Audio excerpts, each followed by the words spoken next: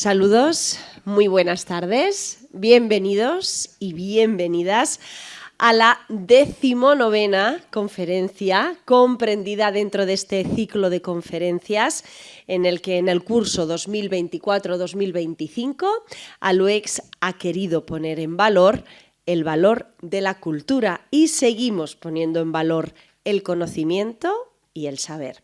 Vamos a saludar, en primer lugar, con mucho cariño a nuestra protagonista del día. Ella es María González Moya, una brillante catedrática de Filología Clásica, cuya trayectoria después repasaremos en un ratito. Pero antes vamos a saludar a la Junta Directiva de la Asociación con Juan José Caravaca, con su presidente, al frente. Gracias también por ese trabajo, así como al resto de socios y de socias. Agradecemos a nuestras queridas ya intérpretes de lengua de signos el trabajo que realizan todos los lunes para llevar también este conocimiento y este saber que decimos a todas aquellas personas sordas y que de este modo el conocimiento rompa barreras y sea inclusivo. Lo repetiremos semana tras semana, pero es que esto es realmente importante.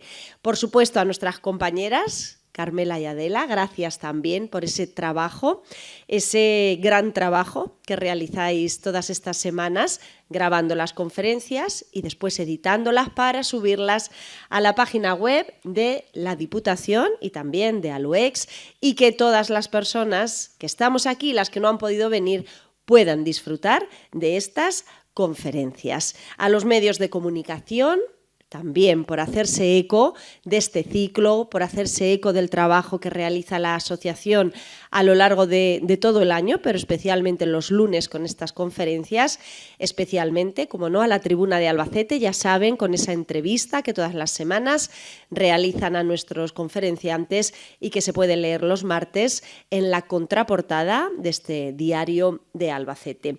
Y a todos ustedes, como siempre, gracias, siempre gracias por estar aquí, por apoyarnos y por acompañarnos. Bueno, con la conferencia de hoy vamos a continuar con el monográfico que comenzamos hace unas semanas y que se desarrolla durante todo este mes de marzo, en el que la temática, ya la conocen, es la mujer. La mujer en diferentes vertientes, en diferentes momentos, en diferentes circunstancias. Alguien se acordará de nosotras, Safo, Aspasia, Hipatia. Esta conferencia nos transportará a diferentes momentos de la antigua Grecia en la que descubriremos, o para descubrir, las fascinantes historias de tres mujeres extraordinarias que desafiaron las convenciones o desafiaron a su tiempo con su gran talento en diferentes áreas como la retórica, la poesía o la ciencia.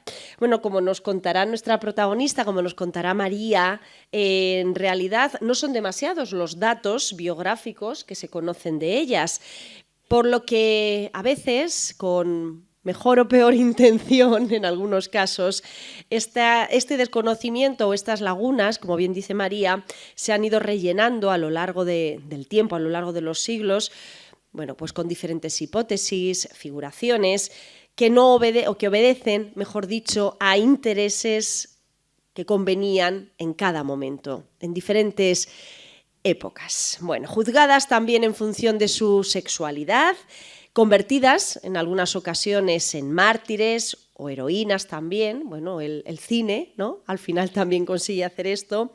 Esta manipulación de la que hablamos ha hecho que se hayan difuminado sus logros en el terreno de la política, de la literatura, de la poesía o de la ciencia. Bueno, gracias a María, gracias a ALUEX, a la asociación, hoy vamos a arrojar un poquito de luz sobre estas tinieblas que, como bien decía María, a veces han sido creadas con toda la intención.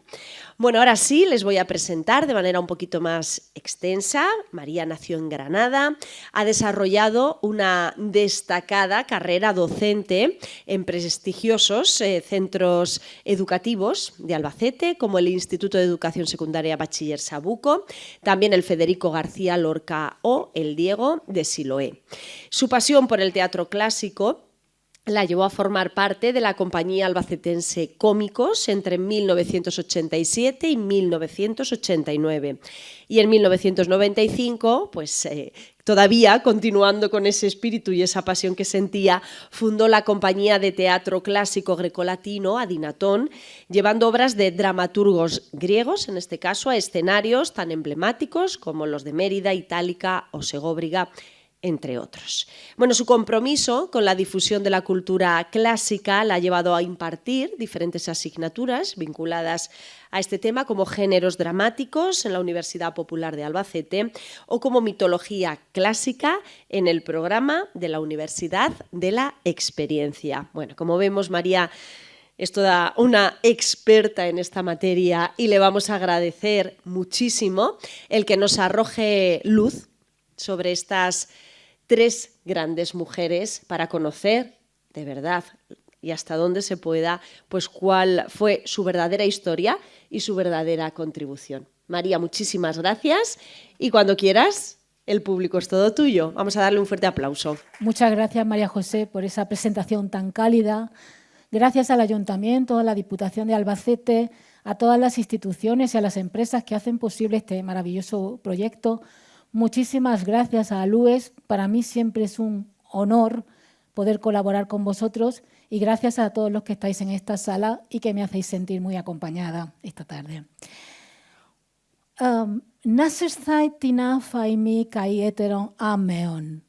Yo afirmo que alguien más se acordará de nosotras. He utilizado este verso de Safo para evocar la imagen de 3 mujeres cuyas vidas transcurrieron en distintas etapas del mundo griego antiguo. 3 mujeres históricas que, sin ser criaturas mitológicas o personajes literarios, han generado tramas y leyendas más propias de la ficción novelesca que del rigor histórico. Estas 3 mujeres son la poeta Safo, la maestra de retórica Aspasia y la filósofa y científica Hipatia. Viven en épocas diferentes, pero siempre en el ámbito de la civilización griega preclásica, clásica y posclásica. La vida de Safo transcurre en la isla de Lesbos entre finales del siglo VII y comienzos del siglo VI a.C. Aspasia destaca en el área de la retórica y la política en la Atenas del siglo V a.C. e Hipatia impartirá sus conocimientos matemáticos, astronómicos y filosóficos en una Alejandría de los siglos IV y V después de Cristo, donde la cultura griega era predominante. Sin embargo, las 3 comparten algunas características que son dignas de reseñar. En primer lugar, sus nombres y sus actividades se nos han transmitido hasta la actualidad, a pesar del proceso de selección que supone rescatar el legado literario y científico de una época en la que no solo no existe la imprenta, sino que la oralidad es el medio de transmisión más habitual, o se recurre, en el mejor de los casos, a soportes de escritura tan frágiles como el papiro o el pergamino. En segundo lugar, las 3 rompieron con los estereotipos que se aplicaban a las mujeres de su época y a consecuencia de eso se han visto juzgadas por la posteridad en función de su sexualidad, han sido transformadas a veces en iconos reivindicativos, convertidas en santas paganas o prostitutas, pero rara vez valoradas por sus logros y sus aportaciones a la cultura, la política y la ciencia.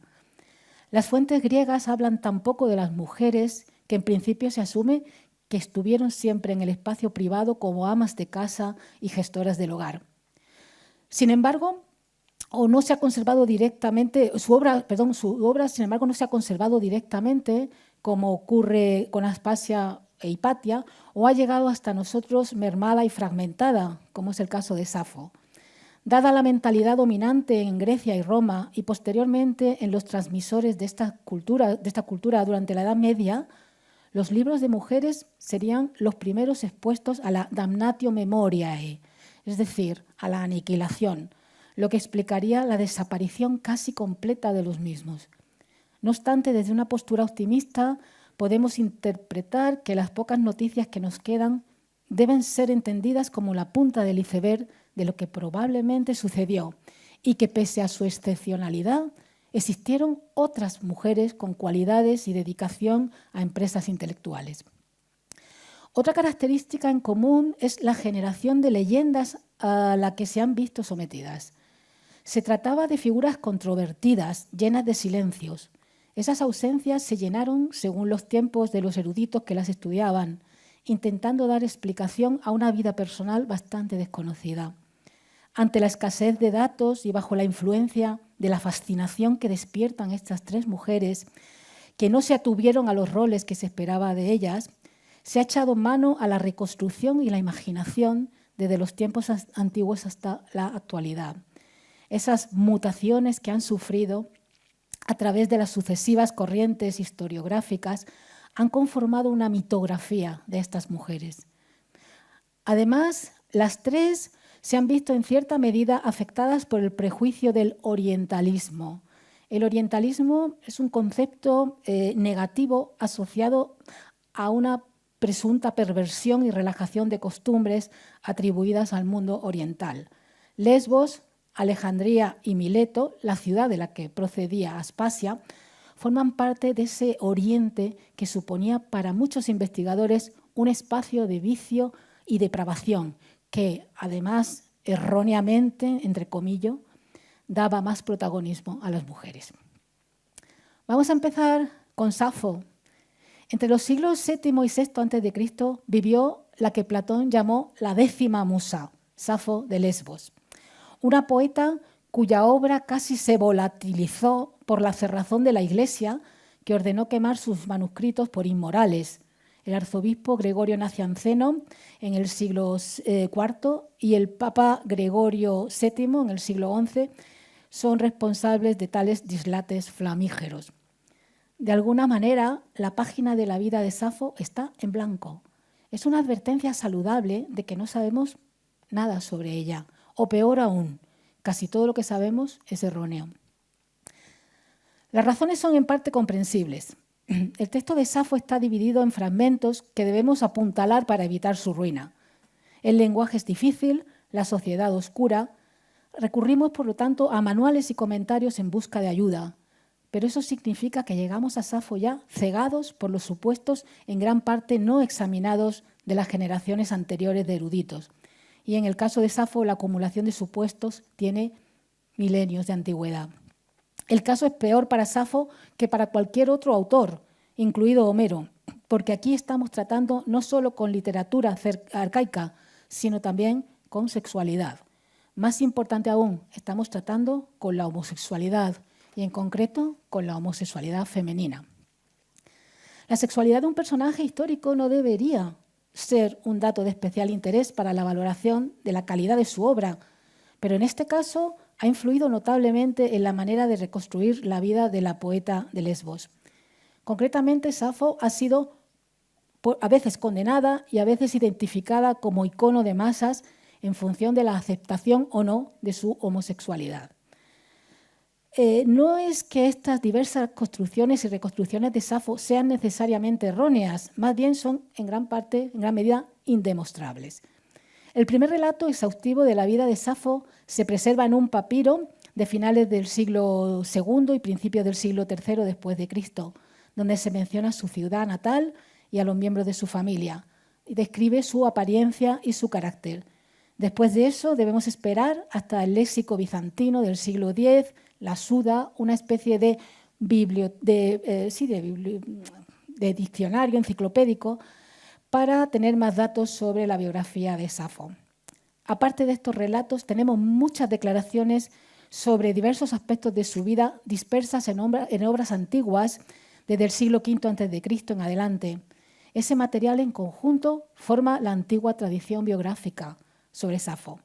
Tanto los antiguos como los modernos han extraído también mucha información sobre Safo de su poesía.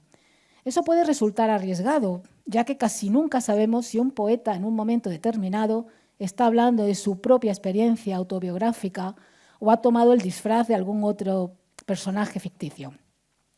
Los antiguos creían, sin embargo, que la naturaleza de estos poemas de Safo era fundamentalmente autobiográfica. Nació en la ciudad de Mitilene, en el borde sureste de la isla de Lesbos. Esta es una isla que produjo un gran número de escritores de talla panhelénica. Se trataba de una cultura griega arcaica, sofisticada, en contacto con áreas del cercano Oriente. El nombre del padre de Safo es Escamandro. Se menciona a una madre en los fragmentos, pero sin nombre. Safo también menciona a una hija, Cleis. Según autores antiguos, Safo tenía 3 hermanos y pudo haber huido durante algún tiempo junto a su familia a Sicilia por problemas políticos. Estos datos tienen viso de verosimilitud. Sin embargo, la tradición atribuye a la poeta algunas peripecias biográficas difíciles de justificar e influidas por prejuicios ajenos a la investigación histórica. Se dice que estuvo casada y que el padre de Cleis y esposo de Safo era un hombre rico llamado Cércilas de Andros, cuyo nombre, si lo traducimos del griego, vendría a significar algo así como pene de la isla de Macho. Y esto, por supuesto, sugiere que puede haber sido un dato construido en un contexto de comedia, obviamente. Otro punto altamente dudoso de la biografía de Safo es el que tiene que ver con su muerte. La leyenda dice que Faón era un barquero que trabajaba entre Lesbos y el continente y que Safo se enamoró de él, pero como su amor no era correspondido, ella viajó al otro extremo de Grecia, a la isla de Leucade, que era famosa como un lugar donde el amor se curaba, y se arrojó desde un acantilado. El salto de Safo se correlaciona con la lógica del patrón de la historia biográfica por la que los poetas tienden a morir en circunstancias extraordinarias. Pero además se puede interpretar también como una muerte ejemplarizante y expiatoria para una mujer que se había destacado por cantar el amor hacia otras mujeres. La tradición posterior, sin embargo, asoció a Safo con muchos hombres, especialmente con su conciudadano, el poeta Alceo. De hecho, se nos ha transmitido un verso de Alceo mencionando a Safo en el que se refleja la profunda admiración que sentía por ella. De cabello trenzado con violetas, venerable Safo, de sonrisa de miel. Todo parece indicar que ambos se conocían, vivieron sin duda parte de sus vidas en la misma ciudad, en la misma época, probablemente dentro del mismo círculo aristocrático. En una famosa cratera, fechada alrededor del 470, se muestra a ambos poetas etiquetados con su nombre. Creada un siglo después de la vida de los poetas, esta representación sin duda ilustra no un encuentro esporádico, sino más en general la contemporaneidad y la estrecha afinidad artística de los dos poetas, cuyas canciones continuaron siendo ampliamente conocidas e interpretadas en esta época. En el ámbito de la comedia antigua griega se alimentaron tradiciones incluso contradictorias sobre Safo, que era una libertina con los hombres, incluso una prostituta, una mujer vestida con picardía y masculina, una poeta amante de las mujeres. Sin embargo, las referencias en la antigüedad sobre la vida amorosa y las preferencias de Safo son escasas en comparación con las afirmaciones sobre ella como poeta. De hecho, los antiguos parecen haber estado considerablemente menos interesados en su vida sexual que los comentaristas modernos. Máximo de Tiro, que es un filósofo del siglo II después de Cristo, resume su visión más bien relajada cuando compara a Safo con Sócrates. Ambos tenían amantes. Él amaba a los hombres, ella amaba a las mujeres, pues ambos estaban cautivados por todo lo bello. Lo que realmente interesaba a los antiguos era la calidad de su poesía. Su talento y su estilo eran constantemente elogiados. Estaba incluida entre los mejores poetas. Era considerada erudita y refinada. Se contaba entre una de las musas y era comparada con Homero y con un ruiseñor. Se dice que el estadista ateniense Solón le pidió a su sobrino que le recitara un poema de Safo para poder aprenderlo y morir. Sin embargo, no estaban de acuerdo con su apariencia estas fuentes antiguas. Algunos la llamaban hermosa y de dulce sonrisa. Se decía que su piel era suave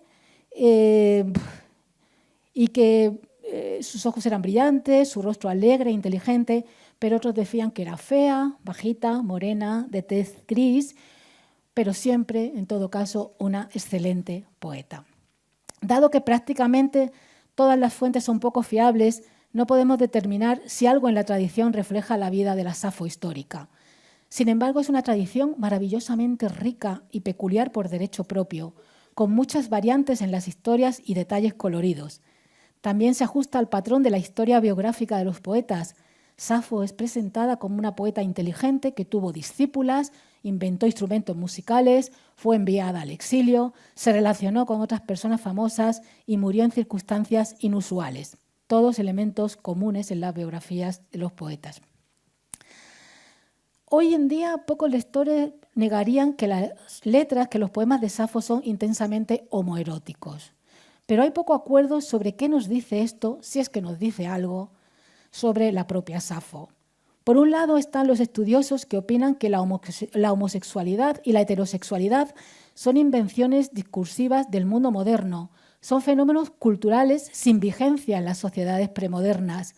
Referirse a Safo como lesbiana es anacrónico, supone proyectar sobre la antigüedad una oposición binaria, homo-heterosexual, donde no existía ninguna. Los antiguos griegos no conceptualizaban sus actos sexuales en términos de género de su pareja, ya fuera el mismo o diferente del suyo. En cambio, les preocupaba mucho más si ocupaban una posición activa o pasiva con respecto a su pareja sexual, independientemente de si esa pareja era hombre o mujer. En el bando opuesto están los eruditos que, buscando continuidades entre el pasado y el presente, sostienen que, incluso si el discurso de la sexualidad aún no se había inventado, la realidad estaba allí. Los gays y las lesbianas, afirman estos eruditos, siempre han existido. Safo y sus contemporáneos pueden no haber estado familiarizados con los ejes binarios de orientación sexual que utilizamos hoy, pero sus pasiones eran fundamentalmente las mismas que las nuestras. Por otro lado, llamar a Safo poeta lesbiana tiene implicaciones políticas y sociales. Como poeta, mujer, ha sido una abanderada de generaciones de escritoras. En palabras de Susan Gubar, profesora de estudios de la mujer en la Universidad de Indiana, Safo representa a todas las mujeres geniales perdidas en la historia literaria, especialmente a todas las artistas lesbianas cuyo trabajo ha sido destruido, desinfectado o heterosexualizado. Se consideraba a las mujeres por tener relaciones sexuales, se censuraba a las mujeres por tener relaciones sexuales con otras mujeres. De las mujeres de la antigua Grecia se esperaba que se casaran. Su vida social se centraba en las actividades domésticas y rituales, incluido el cuidado del marido, los hijos y el hogar. Lo vergonzoso y básicamente incomprensible de las relaciones lésbicas en la antigüedad era que exigían que una mujer asumiera un papel activo, un papel que solo podía ser ocupado adecuadamente por un hombre. La tríbada, la lesbiana, era una mujer que jugaba a ser un hombre y en ese sentido un objeto de ridículo y desprecio. Al dar voz a fuertes sentimientos eróticos en su poesía, Safo claramente corría el riesgo de ser vista como una de esas mujeres dominantes y pseudofálicas. ¿Cómo ha pasado a la posteridad Safo y el círculo de mujeres que componen su mundo poético? Los eruditos alemanes del siglo XIX, como Welcker, Müller o Wilamowitz, reaccionaron contra una imagen de Safo hipersexualizada cuando pusieron a la poeta en el papel de una amable directora solterona de una especie de instituto o de internado, una educadora asexualizada que reemplazaba la imagen de la lesbiana y sus amantes y la sustituía por una imagen más saludable de una maestra de escuela rodeada de alumnas ansiosas en un entorno educativo. Toda esta construcción fue creada para explicar la pasión de Safo por sus muchachas, permitiéndole la emoción del amor, pero negándole cualquier componente físico, reformulándola en la forma de un amor estrictamente platónico y educativo.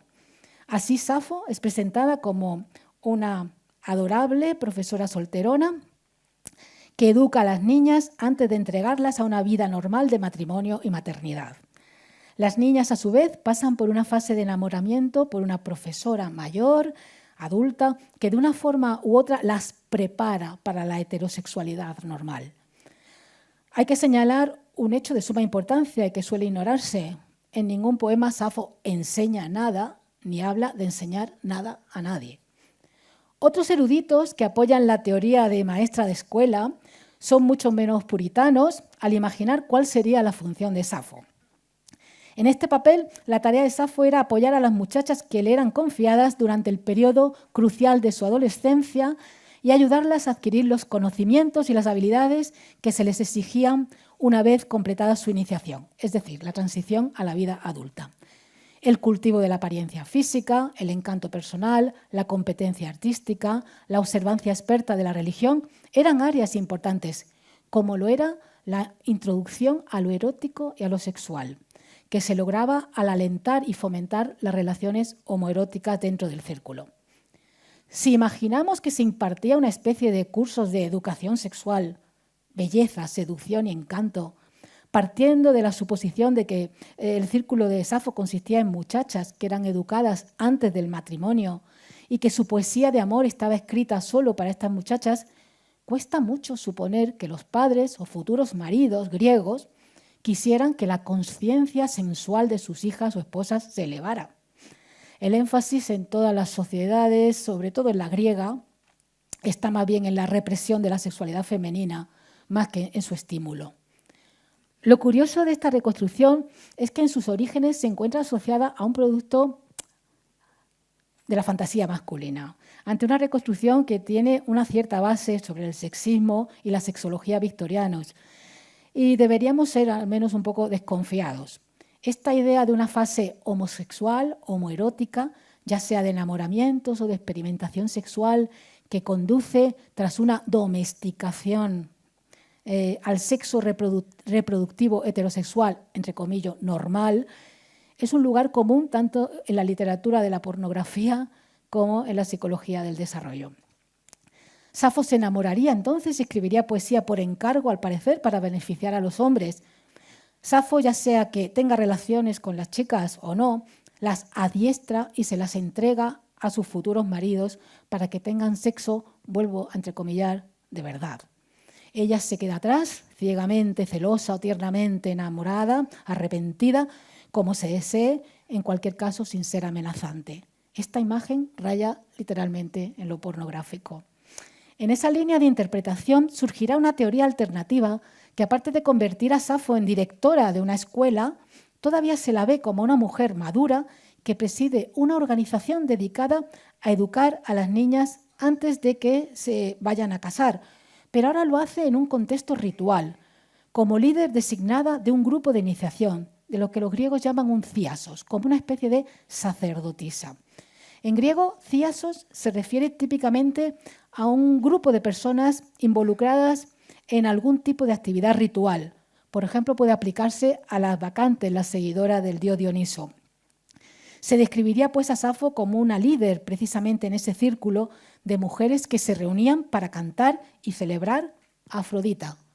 Pero Safo tampoco menciona en ninguno de sus poemas ningún tipo de thíasos.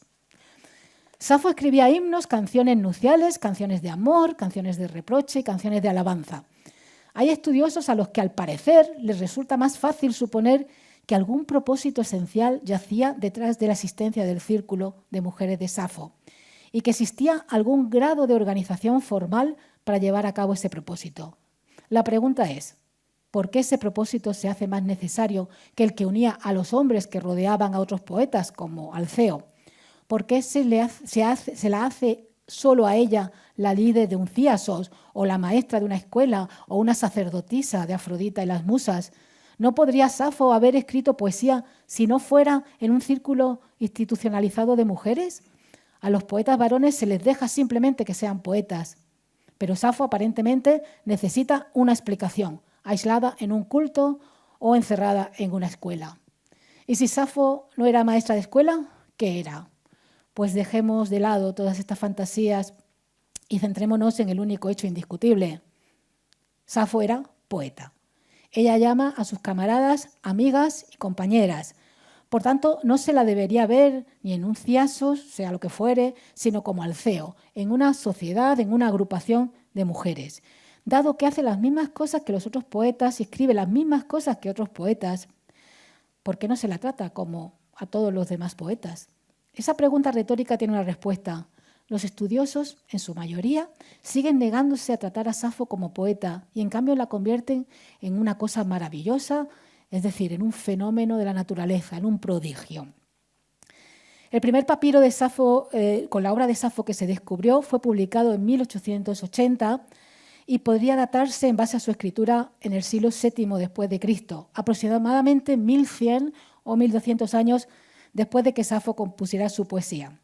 Desde ese momento, el corpus de la obra de Safo ha aumentado de manera constante gracias a la recuperación de fragmentos de su poesía escritos en papiro, pergamino e incluso en fragmentos de cerámica, hasta los hallazgos más recientes que datan de 2014, lo que ha permitido que nuestro conocimiento sobre Safo haya aumentado constantemente a lo largo de los últimos años. Y el capítulo de descubrimiento de nuevos papiros sigue abierto. La preeminencia de Safo en el periodo clásico de la poesía romana podría ejemplificarse en el hecho de que en el siglo I a.C. el poeta Catulo escriba un poema que es casi en su totalidad una traducción fiel del poema de Safo, donde se describen los síntomas del amor y sobre todo del desamor. Y el poeta Catulo utiliza el seudónimo de Lesbia para camuflar el nombre de su amante. La recepción cultural, bueno, hay un pequeño meme que me voy a permitir sobre esto, ¿no? Safo y Catulo, uno frente al otro, Catulo copiando literalmente el poema de Safo. La recepción literaria y cultural de Safo desde la antigüedad hasta nuestros días cuenta la historia de una poeta que viaja a través de países, naciones e idiomas. En diferentes periodos de esta tradición también se han generado diversos perfiles sexuales de la poeta. La figura de Safo ha viajado en el tiempo como protagonista de novelas en las que aparece casada, heterosexual, homosexual, símbolo de la lucha por la emancipación femenina, representante distinguida de la homosexualidad. Pero el descubrimiento y la publicación de nuevos fragmentos de Safo, que comenzó durante el siglo XX y continúa ahora en el XXI, tuvo un enorme impacto en la forma en la que los lectores concebían los versos de Safo y su biografía. Se convirtió decididamente en un referente homosexual.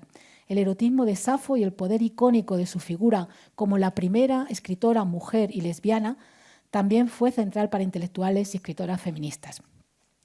Se ha rechazado en gran medida la imagen de sacerdotisa o maestra de escuela, casta y asexuada de años anteriores, así como a la mujer que representaba una sexualidad antinatural o monstruosa. Ahora se considera a Safo fundamentalmente una gran poeta, cuyos temas incluían el deseo erótico por las mujeres, muy probablemente dentro de un círculo aristocrático cuyos vínculos incluían los del amor, así como la amistad, el canto y la adoración conjunta a Afrodita. El tema de Safo y su sexualidad refleja más bien los miedos y las fantasías de los lectores a lo largo de los siglos que a la propia Safo. Es inevitable que aprendamos más sobre quienes escriben sobre ella de lo que jamás podremos saber sobre la Safo misma, ¿no? Pero es curioso, el adjetivo lesbiana acaba refiriéndose a las mujeres que aman a mujeres, en un supuesto homenaje a Safo por ser de Lesbos, aunque el gentilicio correcto sería lesbia, no lesbiana. En España, un adolescente, Federico García Lorca, abordó el homoerotismo de los versos de Safo en un diálogo entre Platón y Safo incluido en el poema de la carne. Cuando se le pregunta por qué llora, Safo confiesa su deseo y pasión desenfrenada por las muchachas lesbianas que no la aman. Sin embargo, el diálogo nunca se publicó durante la vida de Lorca. Las islas de Grecia, donde el ardiente Safo amó y cantó. Lord Byron, el poeta romántico inglés, no habría esperado que su referencia a Safo de un poema sobre la decadencia de la Grecia moderna, entonces bajo el dominio turco, llevaría a la antigua poeta griega a la China moderna. Safo fue el primer autor de la Grecia antigua presentado en detalle por Zhu Zuoren, el traductor y erudito más destacado de la literatura griega en la China de 2014. Y a ella dedica estos versos Xiao Zunmei, el admirador más apasionado de Safo en la China moderna.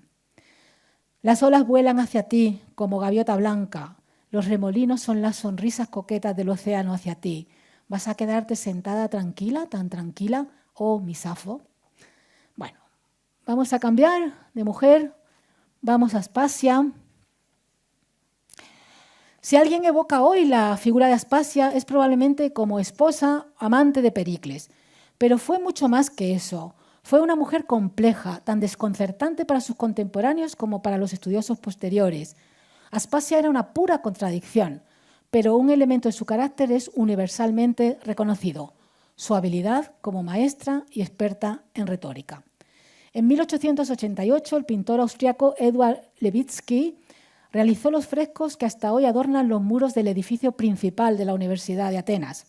En uno de ellos se representan varias personalidades célebres de la historia del pensamiento y el arte griego, como son, por ejemplo, Sócrates y Fidias, y tenemos a Pericles, y frente a Pericles, a Platón.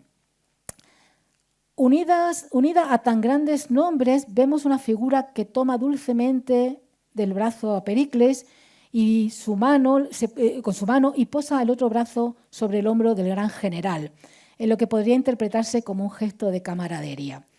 La expresión de su cara es de absoluto interés en la conversación que está teniendo lugar. La posición de esta figura femenina en el fresco no es en ningún sentido menos importante que la de los pensadores allí congregados. Aspasia asiste a esta reunión como una igual. Es evidente que tal congregación de celebridades presenta más de un anacronismo, pues Platón, por ejemplo, nació después de la muerte de Pericles. ¿Por qué está Aspasia allí representada? ¿Quién es Aspasia para merecer esto? Aspasia es sin duda la más famosa de todas las mujeres griegas de la época clásica, porque fue la compañera de Pericles, que la amaba y la respetaba. Nacida en Asia Menor, en la ciudad jonia de Mileto, Aspasia fue una extranjera en Atenas y lo siguió siendo hasta su muerte. Esta condición de extranjera, que le prohibió ser la esposa legítima del hombre cuya vida compartió, le dio sin duda la libertad de ser una intelectual. Esta es una bonita historia de amor, una historia de una joven noble ilustrada que se enamora de un gran general ateniense, y por otro lado, al más puro estilo Pretty Woman, el relato de la prostituta que ganó fama por su concubinato con las altas esferas del poder. Ambas posibilidades, como se podrá ver, son perfectamente compatibles. Nacida, como he dicho, en Mileto, en Asia Menor, probablemente en torno al 470 a.C., era hija de Axioco. Siendo aún muy joven, se trasladó con su familia desde Mileto a Atenas. Por amor a ella, Pericles se divorció de su primera esposa. Nada más verla, Pericles, que le doblaba la edad y tenía 2 hijos de un matrimonio anterior, se quedó prendado de su belleza y de su extraordinaria inteligencia. Ella, por su parte, debió de sentir fascinación por aquel hombre que estaba alzando Atenas a la gloria. Aspasia tenía un gran interés por la política, pero la poderosa fuerza que unió a esta insólita pareja fue el amor. Sabemos que previamente a su unión, Pericles había promulgado en el 451 a.C. una ley de ciudadanía por la que solo los matrimonios de padre y madre ateniense podrían engendrar hijos legítimos. Y lo golpeó el karma. Aunque no sabemos si contrajo matrimonio legal con el estadista, Aspasia fue su esposa de facto desde aproximadamente el 445 hasta la muerte de Pericles en el 429. Y de su unión nació un hijo. Antes de continuar, sería conveniente realizar una breve semblanza del famoso estadista ateniense que compartió parte de su vida con Aspasia y que se convirtió en el líder de la democracia en Atenas. Hasta su muerte, Pericles dominó la política ateniense a través de su cargo de estratego, jefe militar, para el que fue reelegido año tras año y desde el que encaminó a la ciudad a su brillante apogeo. Pericles procuró la participación de todos los ciudadanos, incluso los más pobres, en las tareas cívicas y dio un gran impulso a las obras públicas, entre ellas la reconstrucción de la Acrópolis con el magnífico Partenón que había sido destrozado durante el conflicto con los persas. Pero también hubo sombras en su trayectoria. Su actitud imperialista en política exterior causó un conflicto con Esparta y sus ciudades aliadas que desembocó en la Guerra del Peloponeso, que supuso la gran derrota de Atenas y el final de su papel hegemónico en Grecia. Volviendo a Aspasia, cabe suponer que entre su llegada a Atenas y su unión con Pericles llevara una vida de hetera o que regentara alguna casa de heteras, como sugiere no solo el comediógrafo ateniense, sino también el historiador y biógrafo Plutarco del siglo II después de Cristo. Plutarco dice que los amigos de la familia llevaban a sus mujeres a casa de Pericles a que escuchasen a Aspasia, a pesar de haber estado al frente de una ocupación ni honrada ni respetable, sino educando a muchachas jóvenes que se convertían en heteras. Dentro de este grupo amplio y borroso de las heteras se incluirían las prostitutas de lujo, bailarinas, músicas, acompañantes a banquetes, a simposios. Eran las únicas mujeres que recibían educación, poseían independencia económica y podían alcanzar un gran poder social, algo semejante, ¿no?, a las geishas en Japón. Las heteras eran, de hecho, las únicas mujeres verdaderamente libres y cultas de la Atenas clásica. Sabemos que solo por su condición de hetera una mujer tenía acceso a los círculos masculinos y sabemos también que muchos intelectuales tenían relación con ellas y Aspasia era una de ellas, probablemente, o lo fue. Como hetera en sus inicios y extranjera procedente de Mileto, no estaba sometida a la presión social e ideológica de las esposas atenienses. De hecho, es destacable que conozcamos el nombre de Aspasia y no el nombre de la primera esposa de Pericles.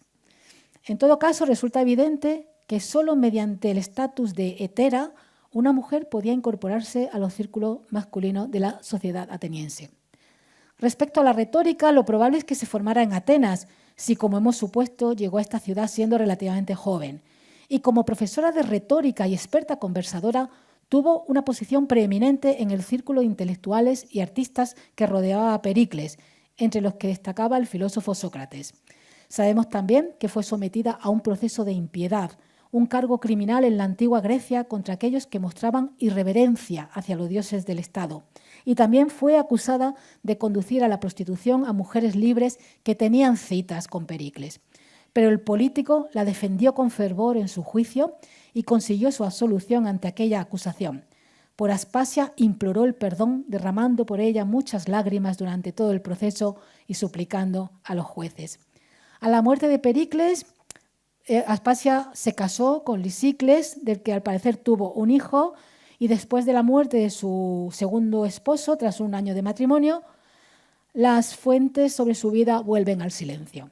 ¿Qué ocurrió tras la muerte de Lisicles?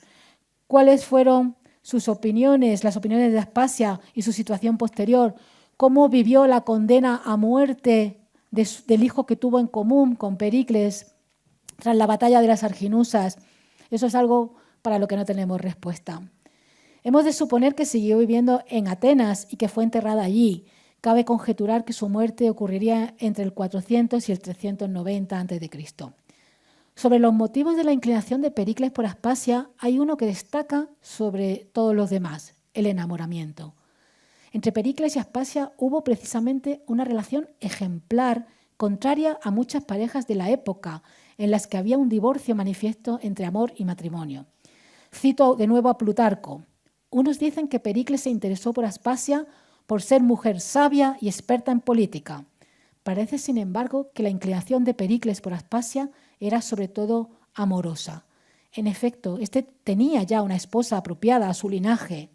Después, dado que la convivencia no les era grata, la entregó a otro con el consentimiento de ella y él, tomando a Aspasia, la amó de manera especial. En efecto, al salir como al volver del ágora, como dicen, la saludaba diariamente con un beso.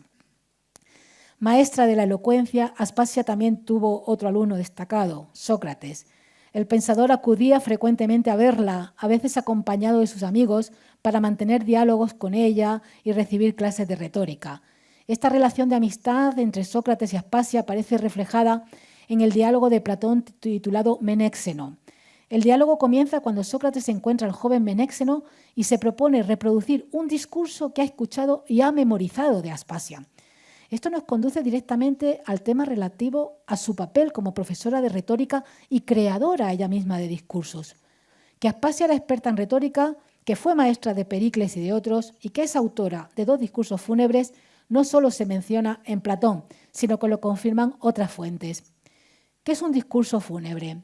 Era un discurso, una pieza de oratoria que se pronunciaba en homenaje a los caídos en la guerra, cuyo funeral solemne celebraba la ciudad de Atenas anualmente en una gran ceremonia pública.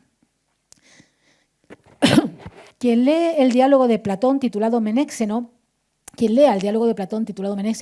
hallará en él un discurso fúnebre cuya composición se atribuye a una de las mujeres más célebres de la antigüedad, Aspasia de Mileto, quien, pese a su condición femenina, es capaz de componer, cito a Platón, muchos y hermosos discursos políticos.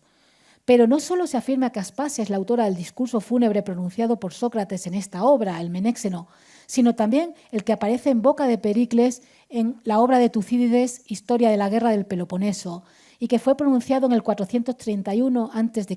en honor a los caídos en el primer año de la guerra. Se suele aceptar como hecho histórico el que Aspasia era un personaje intelectual eminente en el círculo de Pericles, experta, maestra de oratoria, particularmente en lo relativo a los discursos públicos, destacando, por tanto, por su sabiduría política. Cierto que antes de unirse a ella, Pericles tenía tras de sí 20 años de experiencia política y ciertamente pudo haber pronunciado antes discursos célebres, pero o no lo hizo o no lo sabemos. No es improbable que a partir de su unión con la Milesia perfeccionara en sentido técnico su capacidad oratoria, ni tampoco es improbable que fuera ella quien escribiera los discursos de su esposo, aunque obviamente como mujer y extranjera a Aspasia le estaba absolutamente vedada la pronunciación de un discurso público. Estamos ante una broma de Platón. La incredulidad ha sido la norma por parte de los estudiosos, que califican este diálogo como extraño y misterioso. La única cuestión misteriosa es que los dos discursos sean atribuidos por Platón a un personaje real, cuyos rasgos históricos se hayan envueltos en una atmósfera de mito y leyenda, que para más complicación es mujer, extranjera, de vida supuestamente poco ejemplar y esposa de Pericles. Es preciso entender el testimonio platónico independientemente de si se trata de una ironía o no. Es bien sabido que incluso los más mordaces sainetes son portadores de valiosa información a la hora de reconstruir la actividad vital e intelectual de los personajes antiguos. El hecho de que algún personaje sea caricaturizado en la literatura no implica, antes bien, excluye que el personaje como tal, su profesión y sus relaciones sean una invención.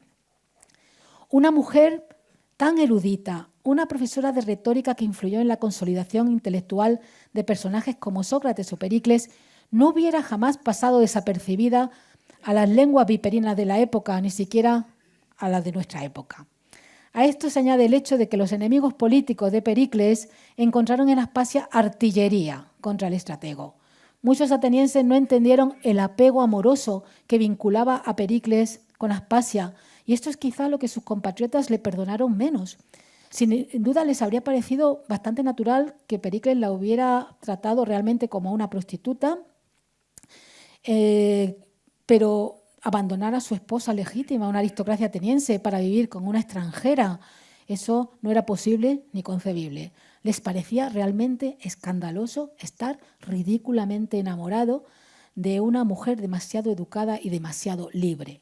Y al no poder atacar a la ligera a un político que los dominaba con su estatura de primer ciudadano, los atenienses atacaron a aquella por la que venía el escándalo.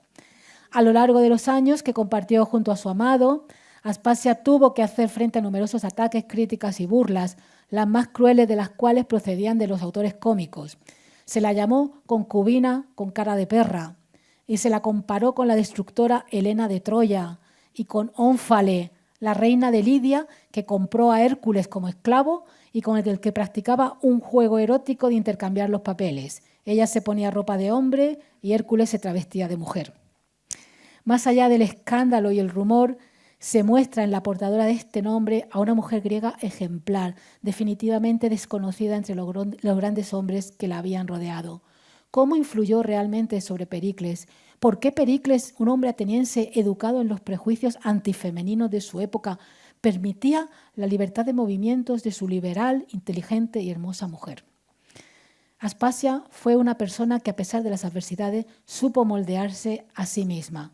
Más allá de su vínculo con Pericles, destacó por su excepcional capacidad intelectual.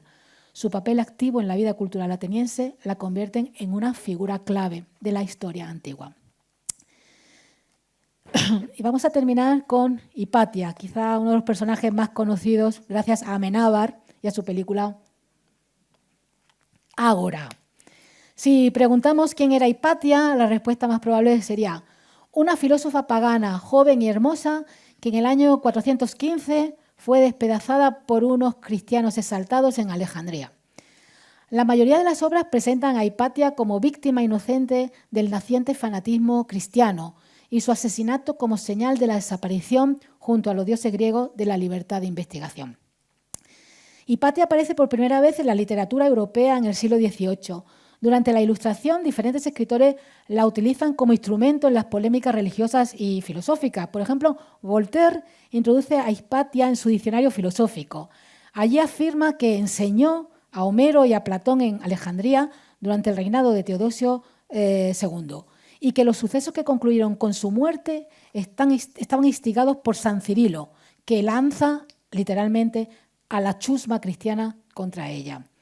Pero no se priva de añadir Voltaire en un comentario perfectamente grosero, necio y algo misógino sobre su heroína favorita: cuando se desnuda a mujeres hermosas, no es para perpetrar matanzas.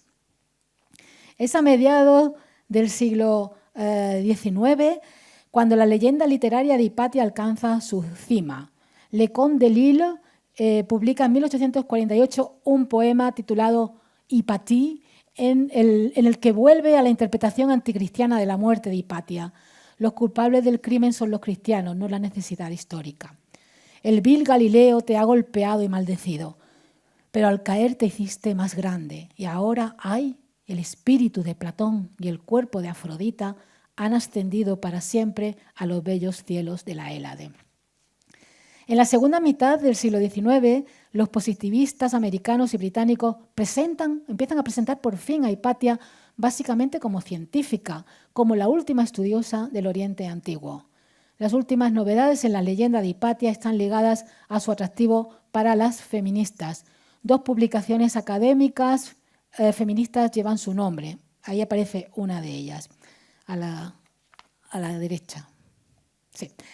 El Diccionario de Biografía Científica de 1972 presenta a Hipatia como la primera mujer de la historia que dio clases y escribió obras críticas sobre matemáticas, las matemáticas más avanzadas de su época. Jacobacci afirma que con su desaparición no hubo otra matemática de importancia hasta el siglo XVIII. Y en su libro publicado en 1986 con el título La herencia de Hipatia, Margaret Ali describe a Hipatia como la científica más eminente antes de Marie Curie. Sin embargo, la influencia romántica y la valoración admirativa sin sentido crítico persisten en la actualidad, en estudios históricos sobre Hipatia, en distintas clases de diccionarios y enciclopedias, en historia de las matemáticas y en otras obras que se ocupan de las aportaciones de las mujeres a la historia de la ciencia y la filosofía. Realmente son muy pocas las fuentes antiguas que sirven para establecer una biografía sobre esta mujer. Hipatia nace en Alejandría. Su padre, Teón, es un científico muy conocido, miembro del museo, escritor, filósofo. Actualmente los investigadores afirman que Hipatia nace aproximadamente el año 355, y que, estoy hablando por supuesto ya después de Cristo, y que tiene unos 60 años al morir, lo que hace añicos la imagen de una joven y bella Hipatia sometida por los cristianos al martirio de una muerte sádica, que es lo que ha dejado en nuestra retina la película Ágora de Amenábar, estrenada en 2009. Hipatia vive siempre en Alejandría. No hay pruebas de que saliera nunca de la ciudad, ni siquiera por un breve periodo para estudiar en Atenas, como han sugerido algunos investigadores. Alejandría, admirada universalmente y tercera ciudad del imperio por el número de habitantes, es la residencia del prefecto imperial, es decir, del representante del emperador de Roma. Constituye un universo cerrado y multicultural, donde conviven instituciones paganas como el museo, la biblioteca, los templos paganos en decadencia, junto a las iglesias cristianas, los círculos de teólogos, filósofos y retóricos, las escuelas de matemáticas y de medicina y la escuela rabínica. Es el punto donde las culturas egipcia, griega, romana, cristiana y judía conviven, aunque como veremos no siempre en armonía. Hipatia se reúne en su casa con sus alumnos, que proceden de la misma Alejandría o de otros lugares de Egipto o incluso de tierras aún más lejanas. Figura destacada en la ciudad por su condición de erudita, de mujer hermosa en su juventud, estimada por la élite gobernante, bien dispuesta hacia los cristianos, indiferente a los cultos paganos, neutral en las luchas y altercados religiosos Hipatia vive durante muchos años en Alejandría disfrutando del respeto de los gobernadores, de los gobernantes de la ciudad y del afecto de sus discípulos, aunque también provoca controversia y llegará a ser objeto de ira y agresión. En torno a esta última pagana, a esta mártir Helena, a esta víctima del terrible fanatismo cristiano, según la describen los creadores de la leyenda moderna, se reúnen no solo discípulos paganos, sino que también hay cristianos y futuros conversos.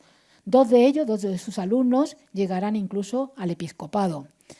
El camino por el que Hipatia conduce a sus discípulos requiere un gran esfuerzo cognitivo y también la perfección ética.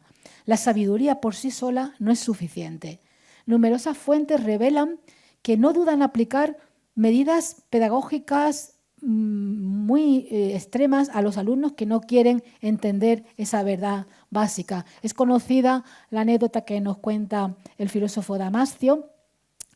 Uno de sus discípulos se enamora de ella, incapaz de controlar sus sentimientos. El joven le confiesa su amor.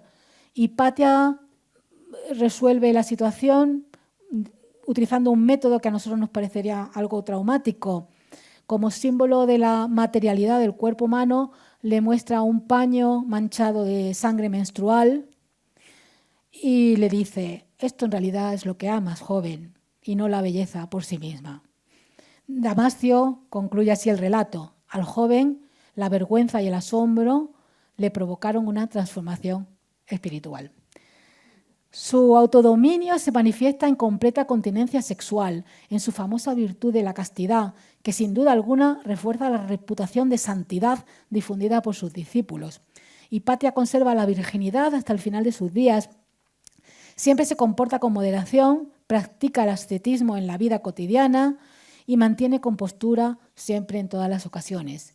En el terreno de la filosofía podemos situar a Hipatia dentro de la escuela neoplatónica, pero además Hipatia imparte matemáticas y astronomía. De todas las ciencias matemáticas que ella considera auxiliares del conocimiento metafísico, Hipatia coloca la astronomía en el lugar más alto. Además de sus clases a un reducido círculo de iniciados, también pronuncia conferencias para un público más amplio fuera de su casa. Su círculo, es triste pero es así, excluye a las mujeres. Por otra parte, ni Hipatia ni sus amigos de buena familia intervienen en beneficio de personas de estratos sociales inferiores. Los discípulos de Hipatia nunca pierden ese sentimiento de superioridad. De los estudios matemáticos de Hipatia solo se conservan los títulos. Sabemos que realiza comentarios de la aritmética de Diofanto, uno de sus matemáticos favoritos, que dio un impulso decisivo al álgebra con la creación de unos signos matemáticos que simplificaban y agilizaban las operaciones y los cálculos. También se interesa por Apolonio, ya que la geometría de las figuras cónicas introducida por este le resultaba crucial para el posicionamiento de los cuerpos celestes. Junto a su padre Teón analiza en profundidad el Almagesto, la obra magna de Ptolomeo, que fue el primer tratado matemático que dio una explicación completa, detallada y cuantitativa de los movimientos celestes. En el tercero de los libros del Almagesto aparece la siguiente referencia. Comentario de Teón de Alejandría al tercer libro del sistema matemático de Ptolomeo. Edición controlada por la filósofa Hipatia, mi hija. Resulta difícil determinar si se limitó a una revisión conjunta o Hipatia realizó nuevas y personales aportaciones. Dos hombres constituyen figuras clave que conducirán a la muerte a la filósofa. Por un lado está el prefecto imperial, el representante del emperador en Alejandría, Orestes. Orestes, convertido al cristianismo, mostraba una actitud de tolerancia con los grupos no cristianos de la ciudad y frecuentaba las conferencias de Hipatia, a la que admiraba y consultaba sobre cuestiones municipales y políticas. El propio Orestes se había bautizado como cristiano. Por otro lado está Cirilo, elegido como obispo de Alejandría en el 412 después de Cristo. A partir de ese momento, la situación se radicaliza en Alejandría. Los judíos, los paganos y parte de los cristianos se opusieron a su nombramiento por sus ideas intolerantes. Orestes tampoco compartía la visión de Cirilo sobre asuntos religiosos, porque atacaba a todos los colectivos religiosos que no aceptasen el cristianismo impuesto con el pretexto de purificar la fe. Alejandría se sumió en un clima de extrema violencia. Los asesinatos entre grupos de creencias diferentes se sucedían continuamente. Para Cirilo, la influencia de Hipatia entre los altos cargos de la política imperial y municipal representaba una amenaza. Envidiaba el prestigio social que gozaba la mujer entre las capas sociales altas de Alejandría. Por eso decidió iniciar una campaña de difamación contra ella, presentándola como una bruja peligrosa, entregada a la magia negra, que había embrujado a Orestes para enfrentarlo a los cristianos. La difusión de estas falsedades hizo que el mal ambiente llegase a tal extremo que en marzo del 415 un grupo de cristianos fanáticos, liderados por un tal Pedro, el lector, la sacasen del carruaje en el que viajaba, la dejasen totalmente desnuda, la introdujeran en una iglesia y la mataran brutalmente mutilándola con fragmentos de cerámica. Y finalmente quemasen posteriormente sus restos en las afueras de la ciudad. Su asesinato fue consecuencia, en realidad, del conflicto entre el poder civil entre Orestes y el eclesiástico, entre el poder civil de Orestes y el poder eclesiástico de Cirilo. Fue más que nada un crimen político, más que una confrontación entre paganismo y cristianismo, como se ha presentado tradicionalmente. Cirilo no pagó por este crimen. De hecho, hoy día se le conoce como San Cirilo. Por cierto, si veis la película de Amenábar, Ágora, comprobaréis, no quiero hacer spoiler, así que no voy a entrar en muchos detalles, comprobaréis que Amenábar suaviza los últimos momentos de Hipatia, acelerando su muerte en manos de uno de sus esclavos tan compadecido como enamorado de ella. Cuando Hipatia muere, tiene probablemente unos 60 años y no es ya ni mucho menos tan joven y bella como Rachel Weisz, la actriz que la interpreta en la película. Seamos bien pensantes y supongamos que esa licencia artística no estaba motivada por intereses comerciales propios de las empresas cinematográficas, sino que en realidad obedecía a la intención de crear una vinculación entre ciencia y belleza que resultara más atractiva para fomentar el amor por la investigación. Bueno, la figura de Hipatia se ha convertido en un elemento de reivindicación de la presencia femenina en la investigación científica. Y para estimularla desde edades muy tempranas, encontramos cómics e historias ilustradas que acercan a esta eminente mujer a las generaciones más jóvenes. Aquí tenéis uno de esos cómics a los que me refiero. Embellecidas artísticamente o distorsionadas por emociones y prejuicios ideológicos o ninguneadas en el desarrollo de sus tareas, Safo, Aspasia e Hipatia generaron una leyenda que disfrutó de amplia popularidad durante siglos. Y aunque eso dificultó los esfuerzos de los estudiosos para presentar de manera histórica y rigurosa sus biografías, al menos las salvó del olvido y permitió que hoy hayamos podido hablar de ellas. Muchas gracias.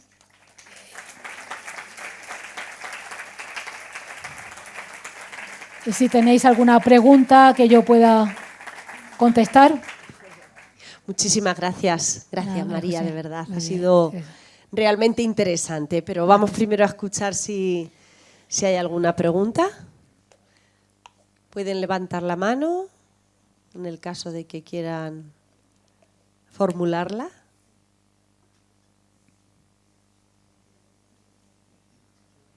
Bueno, de momento parece que no se atreve nadie. Me voy a atrever yo, María. Venga, a ver si yo encuentro la respuesta. Bueno, seguro que sí. ¿Hay alguna otra mujer destacada en este ámbito, aparte de las 3 maravillosas mujeres que nos has presentado y que quizá no sean tan conocidas? Porque al final estos 3 nombres sí que nos suenan a casi la mayoría de los que estamos aquí. Sí, de hecho hubo algunas otras mujeres poetas, por ejemplo Erina, contemporánea de Safo, y en cuanto a mujeres científicas, quizá de época tan antigua no, pero ya en la época imperial de la historia de Grecia quizá podamos localizar algunas, ¿no? Pero en general estas son las 3 mujeres cuyos datos nos ha transmitido la historia de manera más abundante. Probablemente hubo más. Hay otros personajes, como por ejemplo Diotima, una mujer a la que venera especialmente Sócrates, pero ni siquiera sabemos si existió realmente o es una invención. Muchísimas gracias. Sí, venga, Juanjo. Gracias, María, y Gracias, enhorabuena Juanjo. por tu conferencia. Y dos cuestiones. En cuanto a Safo, según todo lo que nos has contado, a mí no me ha quedado muy claro la idea de la personalidad de esta mujer. Danos tu opinión, que tú que habrás estudiado también, porque con tanto unos que era una Claro, cosa, otros que era otra. es que en realidad ese era el objetivo, que no nos quedara claro.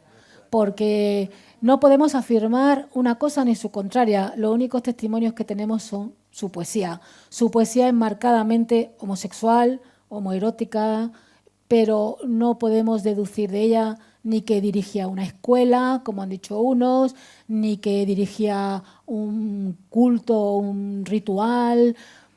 Es decir, que mi objetivo era presentaros esa maraña de teorías en las que nos perdemos para agarrarnos a lo único que tenemos, su obra, juzgar la belleza de su obra. Pero efectivamente es una poesía de carácter homosexual o homoerótica. Y la otra cuestión, porque me supongo que la película de Ágora la habrás visto Sí, como casi sí, todos sí. la hemos visto. ¿Cuál es la realidad de la película y la vida de Hipatia en cuanto a las escenas? Bueno, la película tiene algunas licencias históricas, por ejemplo, aparece la destrucción de la biblioteca, en fin, que fue unos años anteriores, fue unos años antes de la muerte de Hipatia. Digamos que la película se concentra todo ese tumulto en unos pocos días, ¿no? Pues yo creo que hay muchas verdades históricas. Quizá la función científica de Hipatia no coincide del todo con lo que sabemos de ella, esa obsesión o ese descubrimiento, esa intuición que ella tiene al final de que la teoría heliocéntrica no puede ser verdadera, pues eso es un poco también una licencia artística. Pero, en fin, sí que refleja muy bien esa película el ambiente de crispación que vive la ciudad en el momento de la muerte de Hipatia. Y, por supuesto, el hecho de que Hipatia, cuando muere, no es esta señora. Gracias, muchas gracias. Bueno, ¿alguna cuestión más? ¿Dónde? ¿Usted quiere preguntar algo? Ah, ¿cómo? Hola María, buenas Hola, tardes. buenas tardes. Te reencuentro aquí. Yo recibí clases tuyas en la Universidad de la Experiencia. Sí, un honor Me para alegro, mí. me alegro de verte. Te quería preguntar una cosa. ¿Es fácil encontrar la poesía de la primera que has hablado? ¿Safo? De Safo? Sí. Hay muchas ediciones actuales de la poesía de Safo. Es verdad que muchos poemas están fragmentados porque proceden de papiros que se han encontrado mutilados, otros están más enteros porque se han conservado en la obra de otros autores que han hecho referencia a estos poemas, pero te puedes pasar por cualquiera de las librerías de Albacete y pedir un libro de poemas de Safo y lo vas a encontrar, afortunadamente. Pues nada, la buscaré porque siento Y te va a curiosidad. gustar, además. Pues mira, que sepas que tus clases eran las que más me gustaban. Oye, pues De muchas verdad. gracias. O sea, me encantaba oírte. Gracias, Ya había más gente. gracias. Bueno, hay otra pregunta detrás. Ah. Ahora ya nos hemos animado. Muy bien.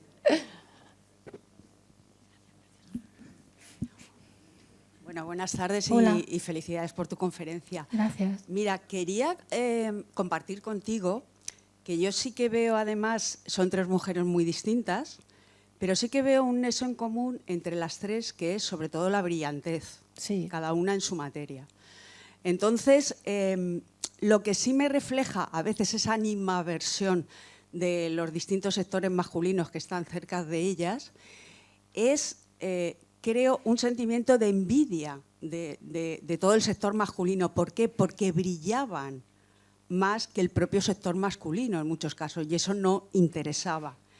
Entonces, ¿cómo lo ves tú desde tu punto de vista de haber investigado más sobre el tema? Bueno. ¿Realmente ahí los hombres les tenían miedo a estas mujeres por su brillantez?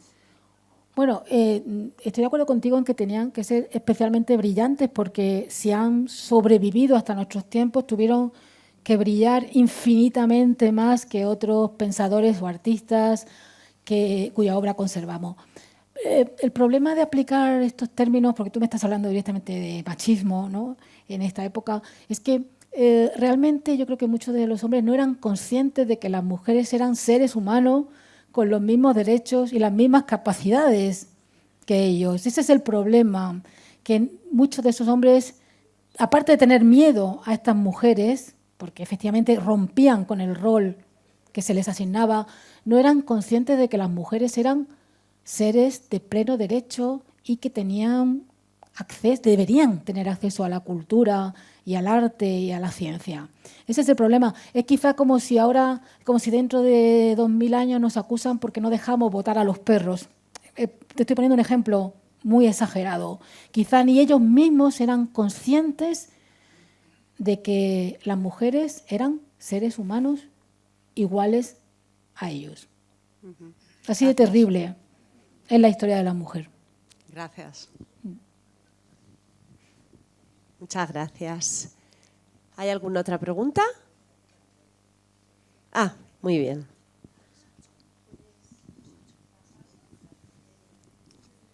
Hola, que como has dicho antes, que el último descubrimiento de la obra de Safo fue en 2015, me gustaría saber el contexto en que se 2014. descubrió. Fueron 2 papiros que se encontraron en las arenas del desierto de Egipto. Uno de ellos incluso parece que está dedicado a sus hermanos, a 2 de sus hermanos. Entonces, lo más sorprendente o lo más esperanzador en el tema de Safo es que las arenas del desierto de Egipto siguen conservando papiros y de vez en cuando nos llevamos sorpresas con todos los autores, Homero, con Esquilo, pero es muy probable que sigan apareciendo poemas de Safo, porque de hecho parece ser que escribió 9 libros, hasta 9 libros de poemas. Y lo que conservamos, si hoy compras el libro o lo compras mañana, verás que son unos poquitos poemas. Entonces, el último hallazgo ha sido en 2014, pero no se descarta que en cualquier momento Egipto nos vuelva a dar una sorpresa y aparezca fragmentos de poemas de Safo. Es un capítulo que no está cerrado todavía. Gracias.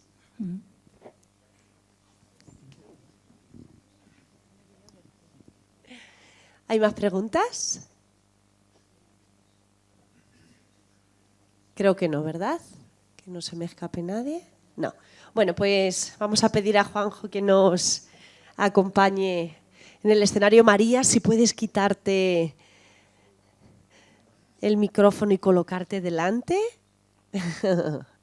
Porque, bueno, ya sabes que en Aluex son muy agradecidos.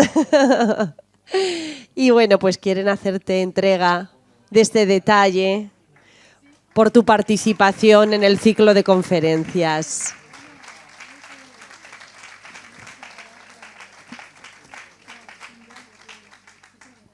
Y seguimos avanzando lunes tras lunes en esta temática. Nos vemos el próximo lunes, 31 de marzo. Carmina Belmonte, la conocen, fue alcaldesa de Albacete, es profesora titular de francés en la Facultad de Educación de la Universidad de Castilla-La Mancha y su conferencia lleva el título Mujer y Política, ayer y hoy. Bueno, les recomendamos que no se la pierdan, seguro que aprendemos muchísimas cosas. Hasta la semana que viene, gracias.